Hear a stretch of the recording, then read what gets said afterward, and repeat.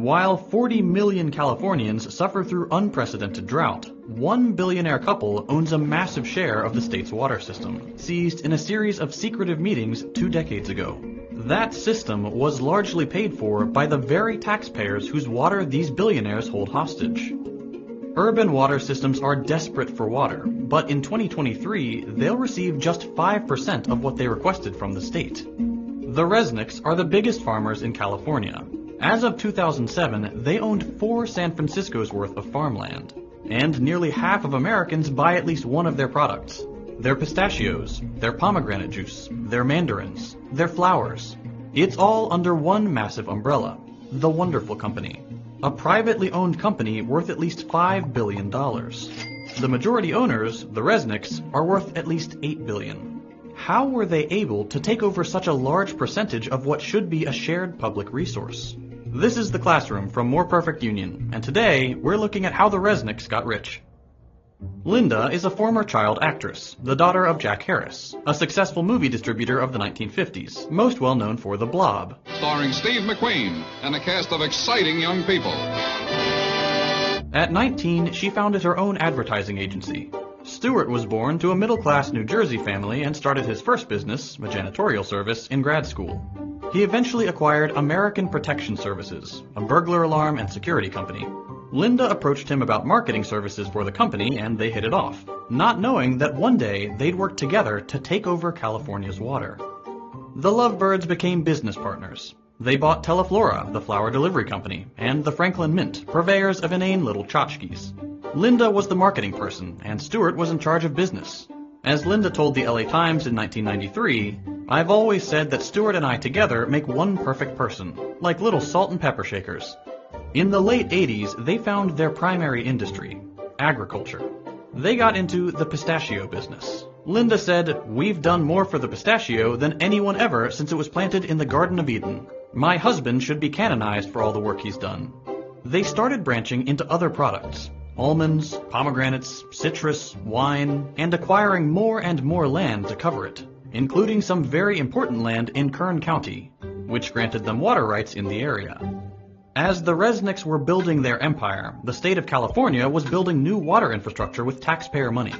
California's natural water supply is very inconsistent. Vastly differing amounts of rainfall means the state can go from surplus to drought and back very easily. So they build water banks to store water during surpluses to have during droughts. One important storage facility is the Kern Water Bank, started in 1988. The facility was built with hundreds of millions of taxpayer dollars, which could have been a good thing. The people of California would have owned the water. But there were 2 Californians thirstier than the rest, and they wanted more water. Linda and Stewart Resnick, and they had a lot of political power. We'll get to that. In 1994, state water officials, water infrastructure contractors, and agricultural landowners with water rights arranged a secretive meeting at a resort in Monterey Bay, California. These groups, a mix of private companies and public agencies, rewrote California's water rules without any input from voters, taxpayers, or legislators. The new rules, called the Monterey Plus Agreement or the Monterey Amendments, were devastating for working Californians, and great for agriculture billionaires. The original code included urban preference, a long-standing rule that in times of drought, the state water board would give urban areas, where people live, access to water supplies before agricultural interests. Monterey axed that. That means that in times of drought, the water systems for normal Californians would have to buy water from private companies, because they weren't getting it from the state. The new agreement also loosened regulations on paper water. That's water that doesn't necessarily exist anywhere but on paper. The full quantities of water that providers could have, but don't actually need to have. Today, 5 times as much water has been promised and sold as actually exists. And importantly, the meeting changed ownership of the Kern Water Bank. What once belonged to the state was transferred to a few private water contractors, one of which was Westside Mutual, a wholly owned subsidiary of Wonderful Foods. The wonderful employee who runs Westside, Bill Phillimore, is the chairman of the public organization that manages the Kern Water Bank. Boom. One secret meeting, and the Resnicks owned nearly 60% of an important California water resource, built with hundreds of millions of dollars in taxpayer money. The new ownership, combined with the rules on paper and surplus water, meant that during times of drought, the Resnicks could sell Kern water back to the state water systems. They took Californian taxpayers' water and sold it back to them, both literally as the water supply and also to grow expensive food like gourmet pistachios and pomegranate juice. They converted the people's water into products many can't afford. And that's just one water bank. The Resnicks also have control of other water boards and have been sued for directing more water towards their properties. So how do they get away with this Chinatown-level chicanery? Gonna be a lot of irate citizens when they find out that they're paying for water that they're not gonna get. With philanthropy. The Resnicks donate millions of dollars to politicians and research institutions, which help them secure control over water systems, and even get more water and more taxpayer funding.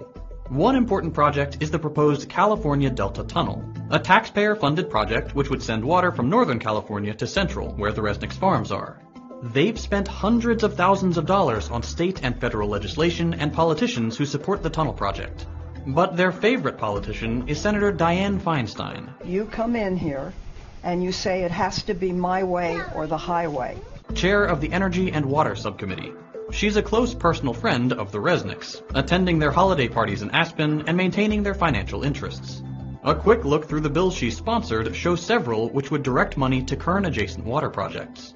The Resnicks even ask her for things directly. When a pesky study about endangering salmon and shad fisheries threatened the Delta Tunnel, Stewart wrote a letter to Feinstein demanding a new study. She immediately forwarded it to the Obama administration, who agreed to spend $750,000 on a new study. It returned the same results as the first one. Can't buy science. But the Resnicks have tried. They are among the top donors to the University of California system, with their donations focusing on agricultural and ecological studies. The Resnicks have basically bought entire departments who put out studies on how water systems should be managed, and where funding should go. That leads to even more federal and state taxpayer dollars being used to fix up what the Resnicks profit off of. This is all bad for California, even in a capitalistic sense. Agriculture uses 80% of California's water, but only represents 2% of its GDP. The Resnicks' water monopoly is just one way their quest for wealth hurts the rest of us. They allegedly lobby for increased tensions with Iran to keep embargoes on superior Iranian pistachios. Their giant crops lead to monocultures which kill important pollinators. They siphon taxpayer dollars into the company town charter schools they own, set up to train children to work for their farms. And of course, like any company of this size, they exploit their workers. We need to treat water for what it is, a necessary public resource, a human right, and something that shouldn't be owned by anyone, and work towards legislative change that stops people like the Resnicks from stealing it.